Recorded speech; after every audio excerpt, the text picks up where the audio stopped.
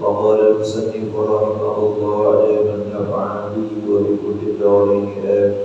قال اللهم ألهمنا علما نفقه به أوامرك ونواهيك وارزقنا فهما نعلم به خيرا ناجيك يا أرحم الراحمين. اللهم ارزقنا فهم النبيين وحفظ المرسلين وإلهام الملائكة المقربين برحمتك يا أرحم الراحمين. اللهم أكرمنا بنور الفهم واخرجنا من ظلمات الوهم وافتح لنا باب رحمتك وانشر علينا حكمتك يا أرحم الراحمين. آمين يا رب العالمين. Para jemaah yang saya hormati, kajian kita sekarang babun ma yasilu ilal jawfi wa la yuftiru. Ini satu bab membicarakan masalah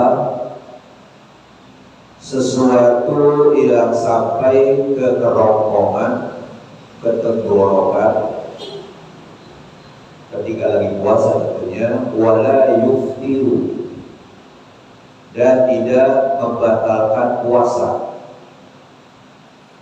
Sesuatu itu umum, masuk ke tenggorokan orang yang lagi puasa, maka puasa orang itu tidak batal.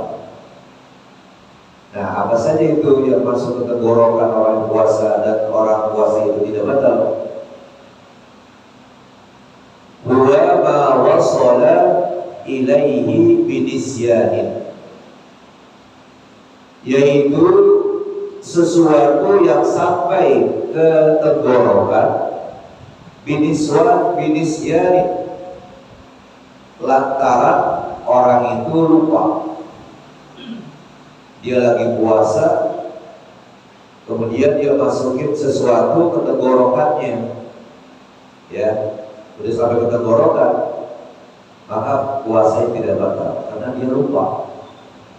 Ya, ini biasanya kalau di hari pertama kita puasa, yang seringkali kita lupa. Karena 11 bulan sebelumnya kita setiap pagi sarapan, kemudian minum kopi, susu, teh, sehingga bulan Ramadan di hari pertama itu masih kayak bulan-bulan sebelumnya, gitu, lupa. Tapi kalau sudah 1-2 hari dan selanjutnya sudah hampir gak lupa lagi. Jadi sebabnya lupa, au jahlin, atau lantaran orang itu gak tahu. Dia kira sekali bahwa orang yang puasa itu boleh makan, ya dia makan aja. Ya, ini karena yang pertama orang itu baru memeluk agama Islam. Jadi waktu dari sejak dia masuk Islam ke puasa itu memang belum lama, sehingga dia belum tahu benar tentang buku-buku puasa, apa-apa yang membatalkan puasa. Dia kira yang namanya puasa yang gak boleh makan, yang gak boleh makan meminum doang, ya gitu. Nah, kemudian dia memasukkan sesuatu yang bukan berupa nasi atau air, ya. Dia masukin umpamanya katakanlah kue, dia kira yang gak boleh hanya nasi doang makan, kalau kue mau boleh. Gitu ya.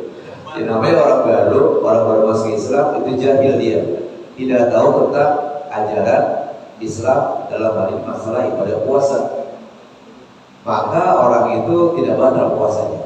Terusin, al-ikrahim, atau tadi yang dikatakan jahil itu orang itu jauh dari ulama. TV belum ada, radio belum ada zaman itu kan, ulama juga gak ada yang masuk, kalau ustaz belum ada yang masuk ke tempat itu, ya. Dia laksanakan puasa, laksanakan aja. Hal-hal yang membatalkan puasa dia gak tahu. Nah, itu namanya jahil dia. Nah, selain itu gak termasuk. Al-ikrahim, atau orang itu ikrah, dipaksa, ya. Jadi dipaksa untuk memasukkan sesuatu. Kalau lagi puasa dipaksa, yang paksa ini orang yang punya kedudukan, punya kekuatan, dan ancamannya berat. Kalau tidak dilakukan, ya lakukan tuh. ya, dia masukin air mana tenggorokannya, begitu. Ikrah namanya. Itu tidak batalnya ini semuanya lil uzri, lantaran uzur, ya, lantaran ada alasannya karena dia lupa, alasannya karena dia nggak tahu hukum tentang puasa, alasannya karena dia dipaksa. Wa tasara al-aslu 'ala nisyani. Kitab makannya membatasi ala nisyan sampai dilupa saja. Jadi kalau ini kan yang kita miliki namanya kitab syarah, sudah penjelasannya. Nah makannya, ya, makan itu yang masih belum disyarah, belum dijelaskan. Itu tidak disebutkan jahlin dan tidak disebutkan juga ikrohin, hanya sampai nisyan doang. Ya, jadi hanya dikatakan ma wasala ilaihi binisyanin. Makanya dikatakan wa qatasara al-aslu 'ala nisyani, dan kita makannya membatasi, ya, di atas nisyan saja. Jahalnya tidak disebut, ikrarnya juga tidak disebut. Wal aslu fihi khabarus sahihaini. Dalil tentang lupa. Orang lupa makan, orang lupa minum lagi puasa, gak batal puasanya, itu berdasarkan hadis yang diriwayatkan oleh Imam Bukhari dan Imam Muslim. Kata Rasulullah, man nasiya wa huwa sha'imun fa akala aw shariba falyutimma shawmahu fa innama at'amahu Allahu wa saqahu. Siapa saja yang lupa bahwa dia lagi puasa, wa huwa sha'imun, padahal dia sedang berpuasa. Siapa saja itu yang lupa padahal dia lagi puasa, dia lupa bahwa dia lagi puasa, dia kira nggak puasa. Fa'akala, kemudian dia makan, au syariba, kemudian dia minum. Jadi disebutkan makan dan minum, yang lain-lain tadi disebutkan. Kenapa? Karena biasanya makan dan minum itu sudah menjadi kebiasaan. Bukan berarti kalau memasukkan sesuatu ke tenggorokan selain makan dan minum itu tidak batal, ya ada juga yang batal, ya, gitu.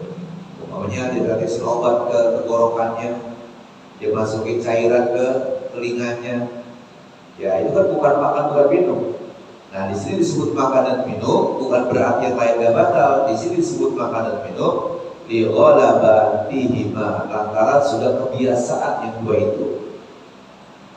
Nah bagaimana kalau orang yang lupa, dia makan minum pada lagi puasa, falyutimma shaumahu, maka kata Rasulullah hendaknya dia sempurnakan puasanya, dia lanjutkan puasanya.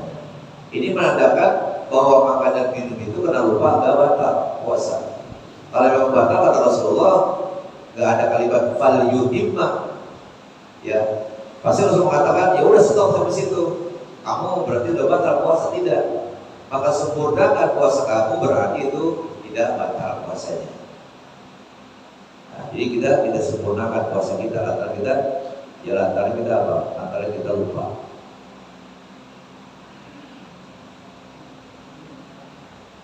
Fa innama at'amahu Allahu wa saqahu. Sesungguhnya Allah Subhanahu wa taala memberikan dia makanan dan Allah Subhanahu wa taala memberikan dia minuman. Dari rezeki dari Allah Subhanahu wa taala. Ya. Gitu. Tapi jangan berdoa lagi, Allah mudah-mudahan besok saya lupa lagi. Ya, itu ya ini benar-benar bukan yang dibuat-buat, lupanya itu benar-benar, itu memang sudah rezeki dari Allah Subhanahu. Allah yang memberikan makan dan Allah yang memberikan minumnya. Satu. Jadi di sini yang pertama adalah lupa, tidak ada hukum tentang batal puasa, dan yang ketiga dipaksa. Yang keempat, au bi jarayani riqin bihi qata'amin baina asnanihi wa qad ajaza an majjihi li udhrihi. Au bi jarayani riqin bihi, atau dengan aliran ludah yang ada pada orang tadi, kata amin baina asnanihi, seperti ada sisa makanan di celah-celah giginya.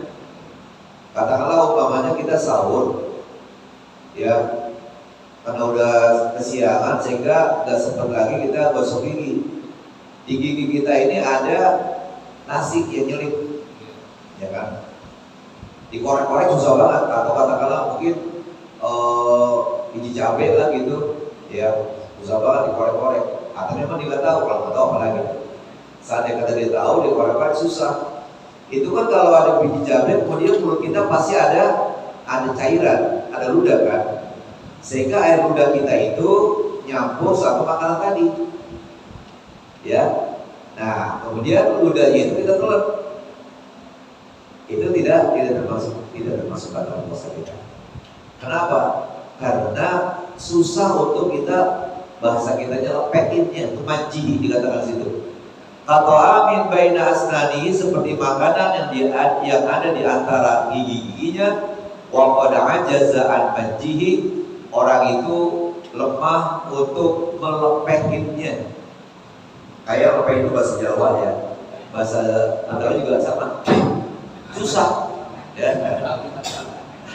dilepehinnya susah, nah, gitu. Nah, padahal kan ludah kita pasti campur ya sama makanan tadi. Makanannya nggak telan makanannya, hanya ludah kita yang sudah masuk, yang sudah nyampur dengan makanan tadi, telan. Ya. Padahal kita sudah berusaha untuk lepeh itu sisa makanan tadi, nggak bisa. Ajaza an manjihi li uzrihi, karena uzur maksudnya susah dilepehinnya. Nah, bi khilafi ma idza qadara ala manjihi li taksirihi. Beda kalau dia mampu untuk melepehinnya, dia bisa, tapi dia nggak lepehin itu yang sisa makanan tadi. Apalagi sayang dah, enak nih segisa manis-manis sedikit. Karena tadi dia habis kopi itu ada kopi ya, atau ada apa yang masih nyelip, dia masih manis-manis sedikit. Sayang ya, kalau itu batal udah. Ya, litaksiri lantaran keteledorannya. Nah, tadi yang batal itu kalau apa? Kalau dia sudah berusaha, tapi nggak bisa keluar tuh sisa makanan di celah-celah gigi kita. Air nyampur dengan air ludah kita, kita telan, maka tidak batal puasa kita. Uzur ya, dia uzrihi. Allah salai ilaihi wa kana gubbar tariqin, atau sampai ke tenggorokannya apa? Kana gubbar tariqin, debu jalanan. Kita lagi naik motor, kemudian ada debu, ya. Kemudian debu itu kan berterbangan masuk ke kerongkongan kita. Ya jangankan debu, katakanlah nyamuk atau lalat. Makanya kalau azan mulut jangan lebar-lebar buka, ya. Ya masuk nyamuk atau lalat, ya kan repot. Nah, jadi kalau kita lagi puasa, kemudian naik motor, naik sepeda, ya, mungkin mulutnya itu gak rapat, lagi nguap kali, ya, debu masuk ke kerongkongan kita, tidak batal puasa kita, ya, tidak batal puasa kita. Nah, jadi di situ karena memang susah menghindar. Tetapi kalau seandainya kata kita buka mulut kita dan ya ada debu kita buka, bukan karena kita muak. Kalau muak memang kadang-kadang itu spontanitas kan. Kita buka aja begitu, masuk, itu tidak batal.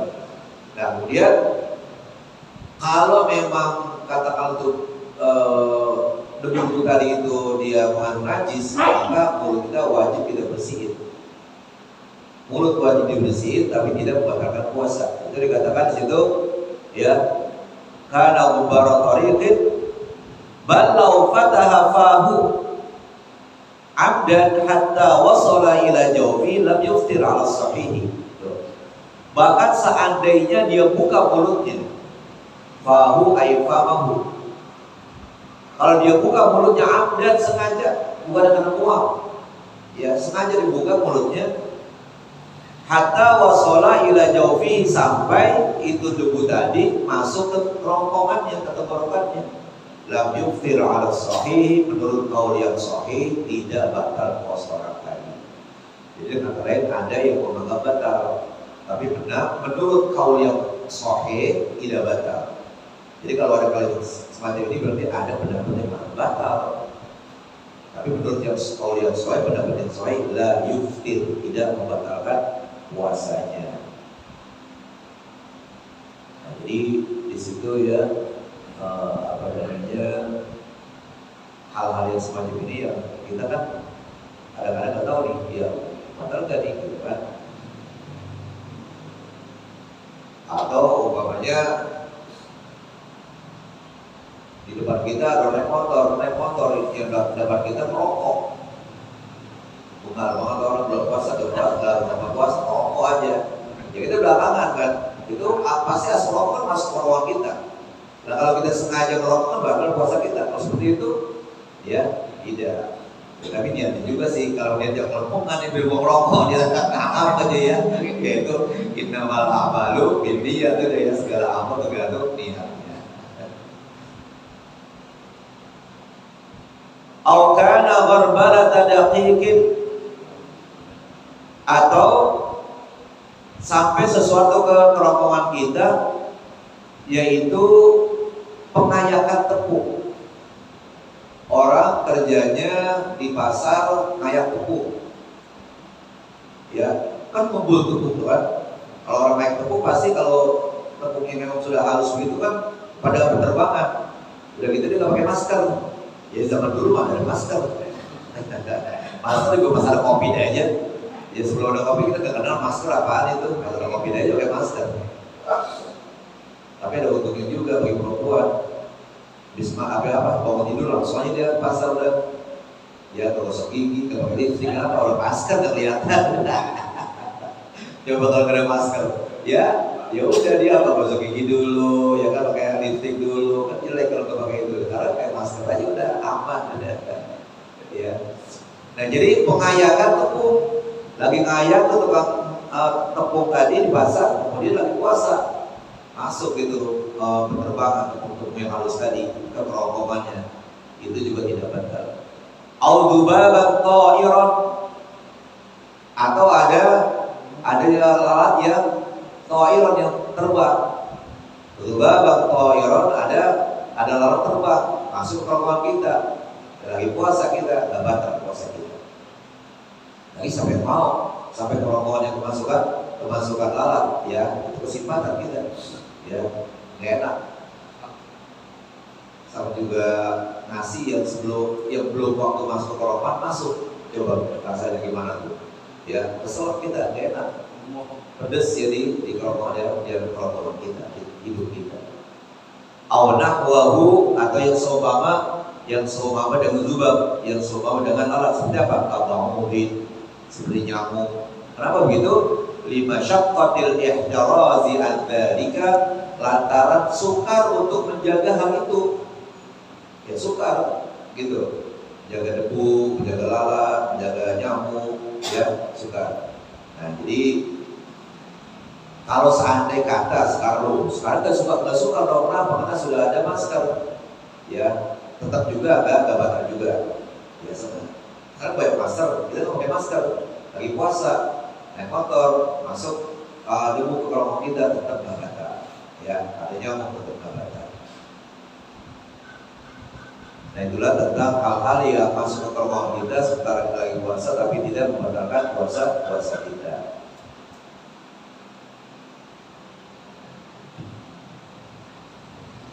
Bisa juga bisa. Kan? Puasa dulu.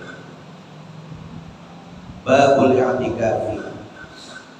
Ya, ini bab tentang i'tikaf.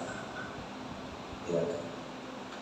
I'tikaf artinya diam atau menetap atau tinggal di masjid, diam di masjid, menetap di masjid. Itu i'tikaf. Wa lughatan al-lubsu. Secara bahasa i'tikaf itu artinya al-lubsu. Al-lubsu artinya tinggal. tinggal di masjid, menetap di masjid. Salah bahasa. Khairan kana aw syarran, menetapnya itu apakah baik atau menetapnya itu jelek, ya. Jadi yang penting dia menetap aja, ya. Kalau yang menetap baik itu seperti dalam Al-Quran ada wala tubashiruhunna wa antum aakifuna fil masajid. Ada kalimat aakifun, i'tikaf. Wala tubashiruhunna, janganlah kamu gauli istri kamu di rumah, wa antum aakifuna fil masajid, padahal kamu lagi i'tikaf di masjid. Itu kalimat i'tikaf berarti bagus. Kenapa? Karena lagi i'tikaf di masjid. Kalimat aakifuna bagus, kenapa? Karena di masjid. Jadi kalau lagi bulan puasa kita i'tikaf di masjid, pulang dulu, ngapain? Hubungan badan sama istri, ya. Nah kalau i'tikaf itu siap malam, ya. Pokoknya dia mau i'tikaf seminggu di masjid, siap malam, pas malam dia pulang dulu, ya hubungan badan. Itu berarti kenapa? Sudah meninggalkan masjid. Nah itu namanya di sini. Yang jelas kalimat ini i'tikaf di sini adalah khairan. Kenapa? Aqifuna fil masajid. Kalau i'tikaf yang jelek seperti firman Allah dalam surah Al-A'raf, wajawazna bi bani Israil al-bahra, wajawazna bi bani Israil al-bahra fa atau ala qaumin yaqufuna ala asnamin lahum. Dan kami, kata Allah, seberangkan Bani Israel ke lautan. Kemudian fa'atau ala qaumin, mereka itu sampai kepada suatu kaum yaqufuna ala asnamil lahum, yang tetap, nah yaqufun i'tikaf, yang tetap menyembah berhala mereka. Ini contoh i'tikaf, kalimat i'tikaf yang jelek, karena yaqufuna ala asnamihim, tetap mereka menyembah berhala mereka. Kalau tadi wa antum aqifuna fil masajid, kamu lagi i'tikaf di masjid. Itu sudah contoh ada i'tikaf, baik itu i'tikaf jelek ataupun bagus. Pokoknya bahwa arti i'tikaf secara bahasa adalah al-lubsu, menetap atau diam.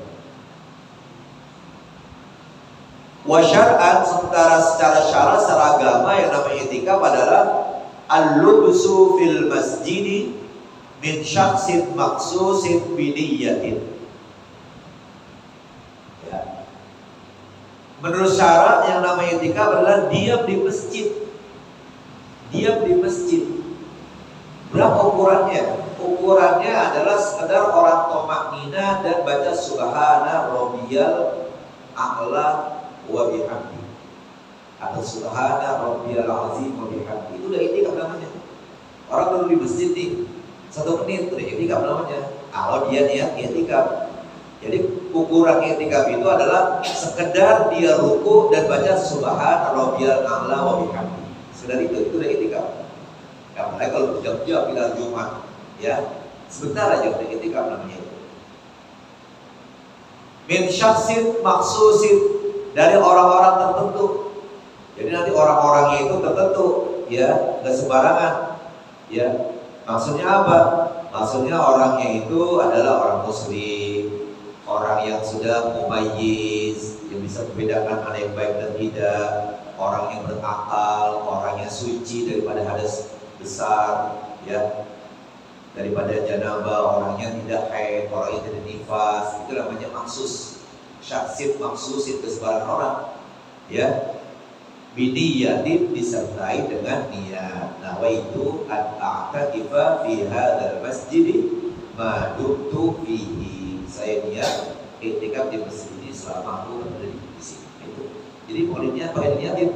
Karena kalau gak diniatin hanya mendapatkan hilang rasa capek dan perjalanan kita dulu di masjid, tapi pahala gak ada.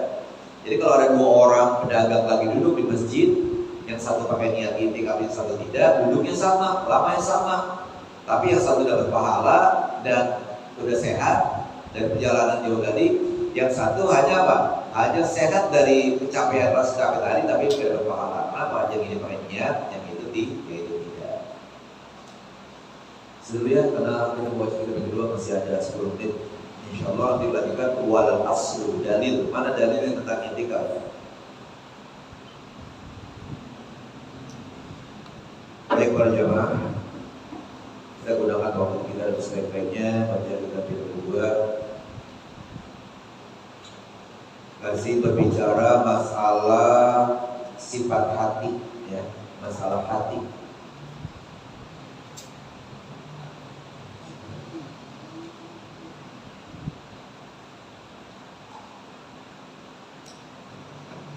Wa qala alaihi salatu wassalam, dan Rasulullah SAW juga bersabda dalam hadis, "Man ta'azzama fi nafsihi", siapa-siapa yang membesarkan dirinya, siapa-siapa yang mengagungkan dirinya. Nih siapa dong?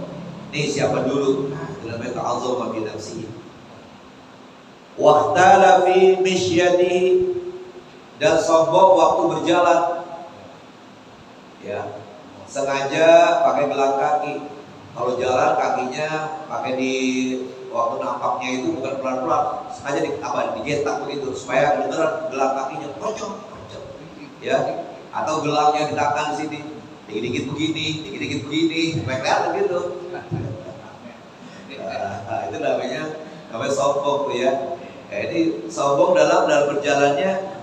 Laqiyallaha wa huwa alaihi ghadbanu, nanti dia akan berjumpa pada Allah Subhanahu wa taala, padahal Allah Subhanahu wa taala dalam keadaan marah murka pada orang tadi. Nauzubillah min dzalik. Wa qala alaihi salatu wassalam, dan bersabda juga Rasulullah sallallahu alaihi wasallam, bainama rajulun mimman kana qablakum, tatkala ada seorang laki-laki orang zaman dulu, mimman kana qablakum, orang yang ada sebelum kamu, sebelum umat Nabi Muhammad, yajurru izarahu minal khuyala, dia seret itu kainnya dengan sombongnya. Jadi kainnya dia ulur sampai ke tanah, disertai dengan kesombongan, khuyala, ya, kain rusak dapat dosa, ya.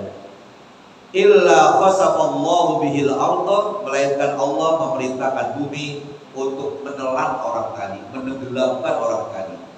Karena sombongnya berjalan di atas muka bumi ini dengan mengulur kainnya dengan penuh kesombongan. Ada kalimat khuyala di situ. Ya, apa sih yang kita banggakan dengan mengulur kain kita sampai menjara ke tanah? Ya, sombongnya apa yang ternyata sombongin? Ya nggak ada kan apa yang kita sombongin. Jadi kalau itu jangan seperti itu, nanti Allah SWT murka. Kadang-kadang itu rasa sombong itu memang kita berusaha untuk tidak sombong, tapi kadang-kadang sombong keluar lagi, datang lagi sombong, ya kan? Gitu. Kalau pengantin itu bajunya panjang banget. Nah, iya. Boleh nggak? Boleh, kalau itu bukan baju dia sih. Jadi sombongnya dia biar sombongin apa? Bukan baju dia tuh dipulangin. Ini kan yang dikatakan bajunya, ya, bajunya. Kalau itu baju dia bukan. Iya. Gitu.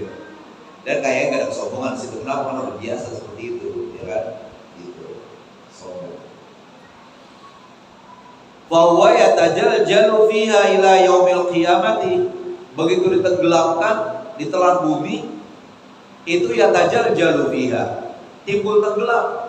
Bukan langsung tenggelam, tapi timbul tenggelam kayak kodek gitu.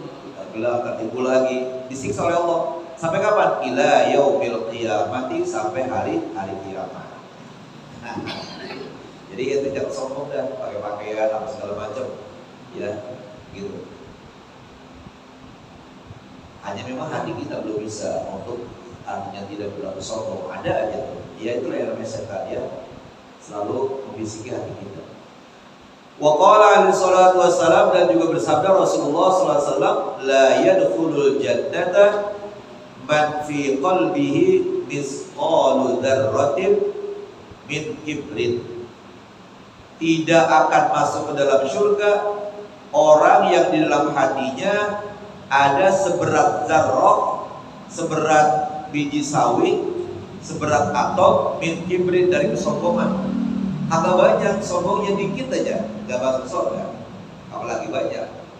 Karena sombong ini ya memang adalah pakaian Allah Subhanahu wa taala yang manusia tidak pantas untuk mengenakannya.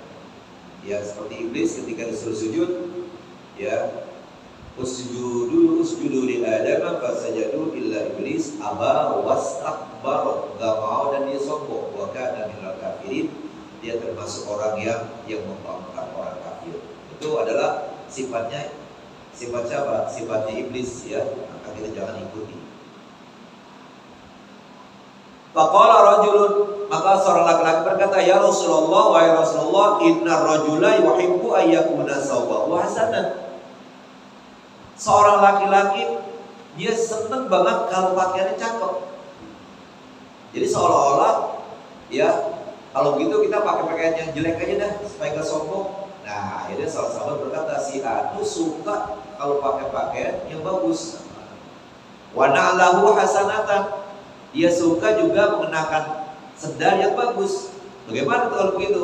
Faqala alaihi salatu wassalam, kemudian Rasulullah bersabda, innallaha jamilun yuhibbul jamala. Sesungguhnya Allah itu indah, cakep, bagus, senang kepada yang bagus-bagus. Jadi di situ kalau kita mengenakan pakaian yang bagus, kita senang sama bagus. Jangan kita nih gua nih, lu gak kuat, beli. Begitu begitu. Jamnya yang mahal umpamanya.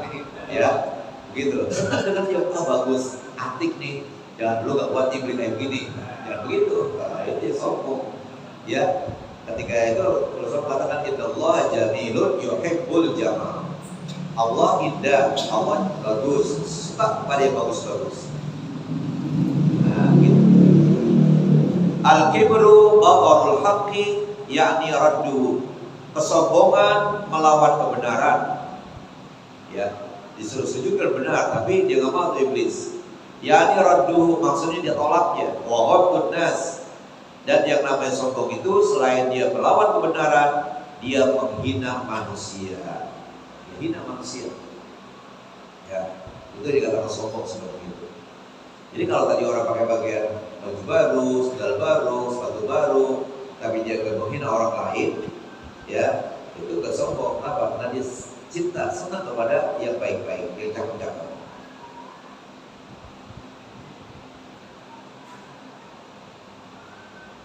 Jadi pada suatu ketika Abu Hanifah berjalan di pasar, ketemu muridnya yang tadi malam ngaji.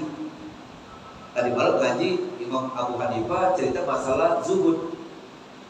Ketika ketemu di pasar, iya tuan guru, kenapa? Kata Abu Hanifah, malam kan Anda bercerita masalah zuhud. Iya, kenapa? Loh, sekarang Anda mengenakan baju wol. Baju wol itu baju mahal. Oh, kata Abu Hanifah, yang namanya zuhud itu bukan kita gak boleh mengenakan baju mahal. Zuhud itu artinya ketika kita sedang berada, ketika kita kaya gak sombong, ketika dalam keadaan susah, miskin, tidak mengeluh. Ada dan tidak ada sama aja. Gitu. Nah, jadi artinya kalau Abu Hanifah mengenakan baju wol itu dia bersombong. Ya, kenapa? Karena beliau senang kepada yang cakep-cakep, yang indah-indah. Ya. Yani ihtiqaruhum wa izdira'uhum.